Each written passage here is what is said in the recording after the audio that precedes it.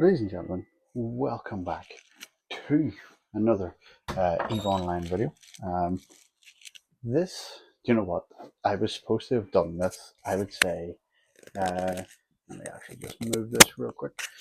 I was supposed to have done this about um, a couple of days ago, minimum, more than likely about a week ago, just because there's a lot of stuff that has happened in my personal life that has kind of pushed things to the side. My brother had his wedding, which was an absolutely amazing night. So now that that's done and finished, we're into just full scale planning for mine. Uh, Secondary note, it might annoy some people. It might not. Some people might not give a shit. But I did manage to get Oasis tickets, which is fantastic, and I got them at the normal price, not this skyrocketed price. But there's a few other things that has happened in the personal life that I don't think I'm going to speak about on this, just because it's it's not ideal. So it's not. So I'm just going to leave it at that, and we'll continue on. So with that being said, um, in my last one, it was me talking about coming back, why I had disappeared for 9 months, what I was up to, why the disappearance happened, and all of that, and everything that I've done since I've come back. One of the things that I kind of alluded to in that video was that yes, I did in fact lose 13.5 billion ISK in one day.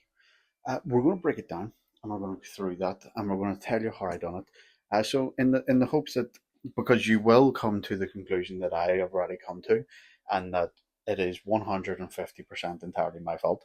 I deserve to lose the ISK, and it's just karma rather than anything else coming back to bite me. Now, with that being said, hopefully by the end of this video, you can see why it was my fault, and not only that, you'll be able to take away um, things not to do, and if you're going to go down this path. So one of the big things whenever I decided to come back was I needed to do things differently. I needed to approach the game differently, because if I had just fallen into the trap that I have been doing, which is just mining ice and scanning down wormholes for gas sites and stuff like that, if I had done that, I would have fallen into the trap, and then in a month or two, I would have gotten completely bored again and just decided to leave. And that's not what I wanted to have happen. I wanted to approach the game in a different way, do different things, while still doing the ice mining here and there, while still doing the gas mining here and there, but incorporating that into um, a daily activity playlist, for lack of a better term. I wanted to do things differently, whether that was, ratting, exploration, you know, industry, planetary industry, stuff like that, or whether I wanted to do that and then have the ice mining maybe once a week or gas mining once a week, whatever it may be. I just knew that I needed to uh, vary the play style up a bit. And one of the things that I decided to do was I wanted to see other systems and other regions in uh, within Eden. I've lived in a wormhole, I've lived in nullsec, I've lived in lowsec, I've lived in highsec. Um, I haven't lived in Poshfen, and I don't believe that I ever will. But I've done all of that stuff, and I wanted to make sure that I give it a fair shake and see different things. And one of the ways that I wanted to be able to see different things while still making a consistent ISK was quite simply career contracts. And on the surface, it career contracts looks fantastic. You take um, a set of items, which is then put into like a cardboard box. I don't actually think it's a cardboard box. The icon for it is a cardboard box. So you take this courier contract from a certain station and you bring it to another station. You get paid for it. Okay, now there's a load of reasons as to why people might do courier contracts. One is they might not have the skills to fly a ship, so a lot of people might not be skilled into DSTs or deep space transport, um, like the Bustard and stuff like that. Or they might not be skilled into it, so they might not have the prerequisite skills. Uh, Another reason, it might just be that they don't want to do it. They don't want to move their own stuff, and they've got a spare bit of ISK sitting about, so they just pay someone else to do it for them, which is completely fine. Um, Third is it might go through some dangerous areas where they don't want to run the risk of losing everything. And that becomes important when we get on to talking about collaterals and stuff. So we'll go through that. Um, and then, more than likely, which a lot of the times I believe is the reason why I was given the contracts or I was able to pick up the contracts that I did, and is that they were just too damn big. That there was too much stuff. And if you're going across, say, if you're doing 20 jumps, but the package that you're bringing is 800k in cubic meters of volume, it's going to take a lot of jumps if you break that down to DST. That's an all day excursion right there, and most people just don't want to do that. So they pay someone like me to come along with the freighter, take all that stuff. Say from one of the more popular routes that I was doing was from Dixie to Jeddah, or Jeddah to Dixie.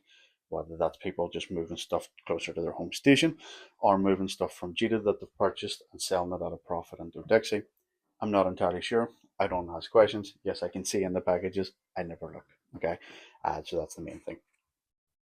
So freighters were that's what I used. I used the Fenrir, which in hindsight, looking back on it and actually reading up on it, was a bad idea. Okay, Fenrirs are the least tanky of all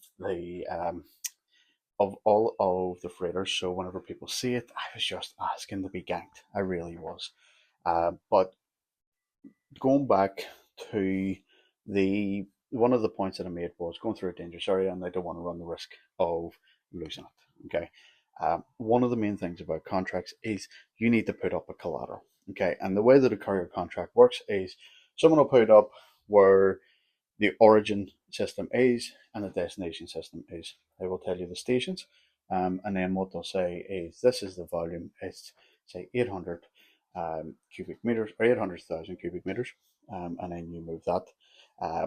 What they'll say is it will be from say Jeddah to Dixie, which on the safer option is about 18 jumps, I believe.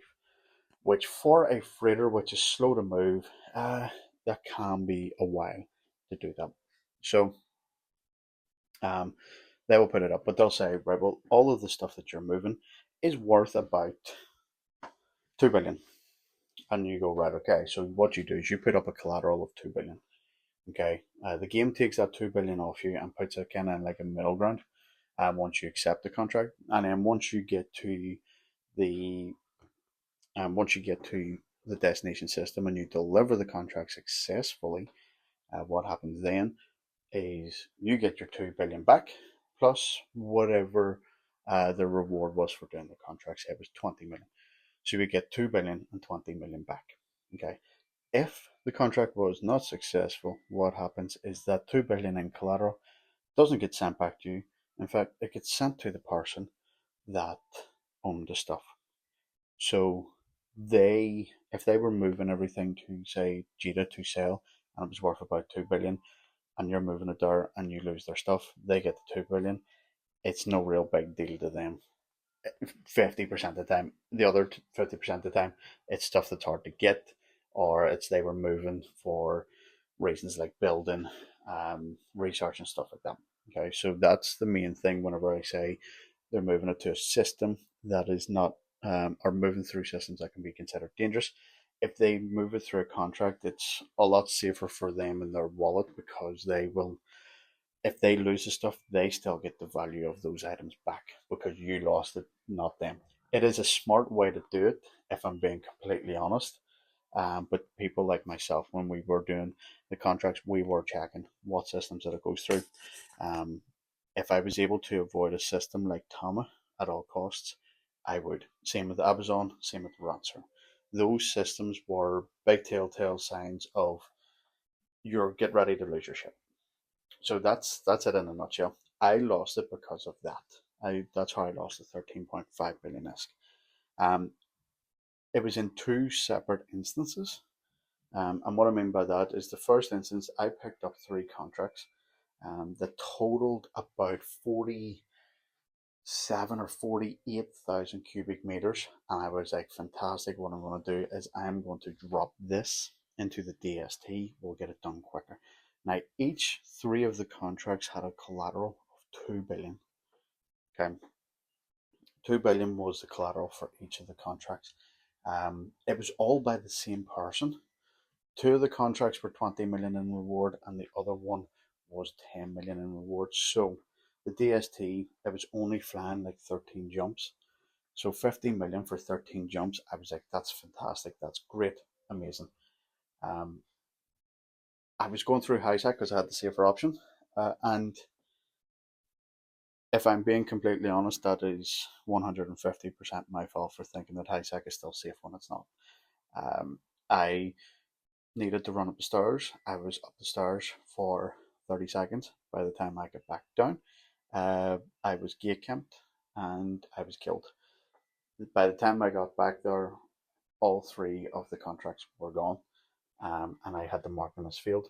6 billion gone. DST gone.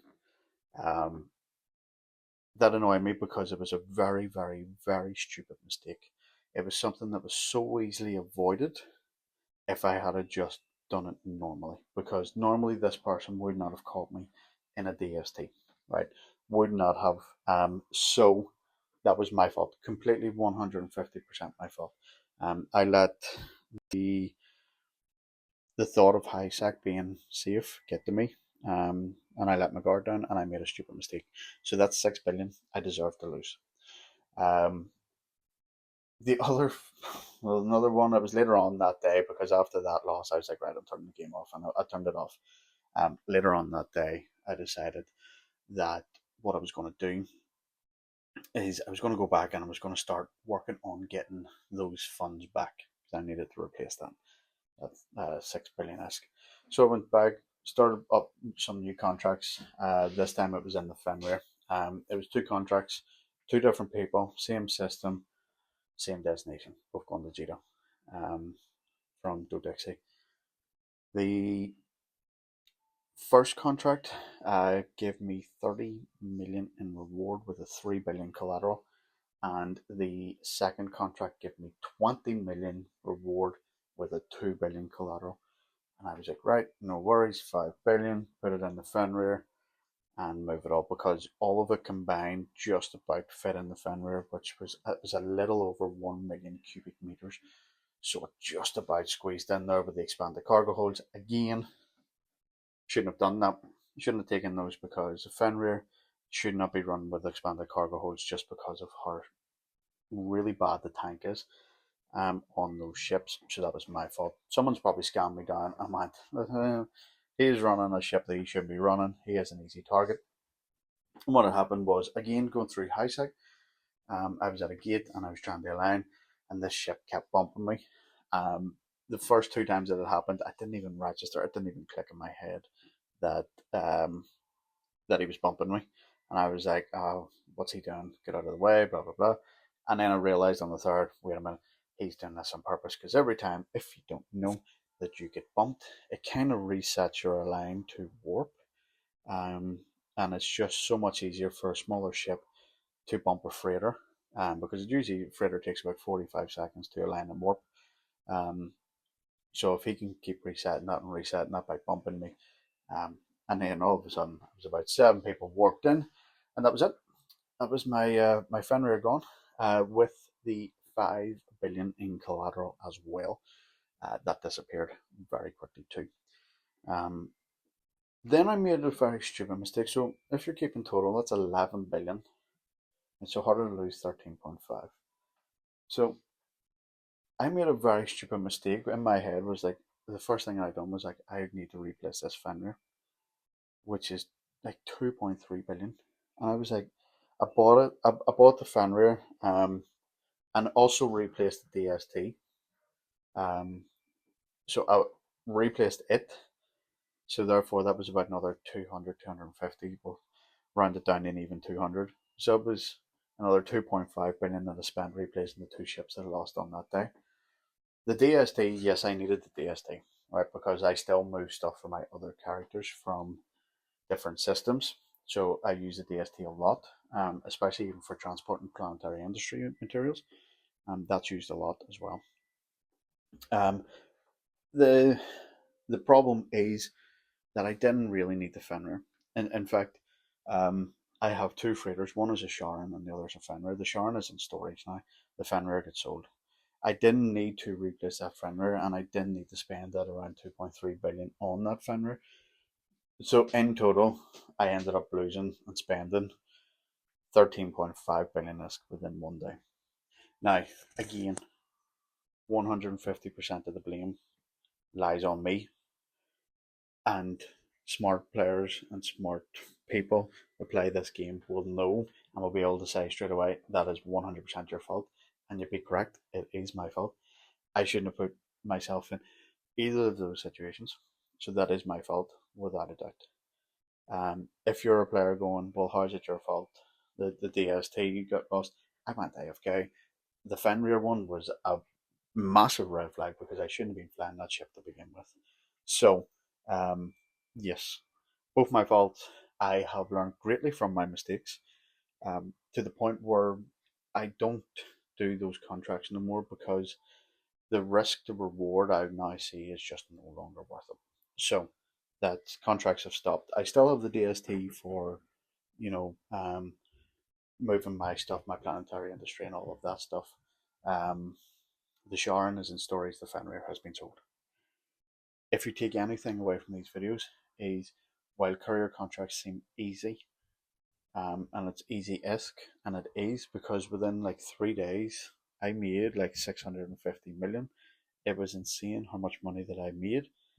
Um, the risk to reward just is not worth it. My advice: stay away from it. It just ain't worth it. And I do apologize throughout this video, like because whenever I was doing this whole, um, the courier contracts, I didn't record any of it because I was using that time. And again, don't do this. I was using that time to clean my house, do my dinner, get ready for work the next day. I was doing all that stuff. Like, so for the most part, I wasn't even at the computer. I was at my computer or, on my laptop, and I was coming in and I was warping the gate and jumping through the gate. And then as soon as I jumped through the gate, I was clicking jump to go through the next gate. I'm walking away. Do not do this, especially whenever you're talking about billions in in reparations, basically. So do not do that. So I do apologize for having to just put random footage up in the background, that made no sense with what we were talking about. But we're just sitting there talking shit, because I'm now working on my next video about, well, you'll see. But then, okay, ladies and gentlemen, that's going to do for me. Until next time, thanks for watching.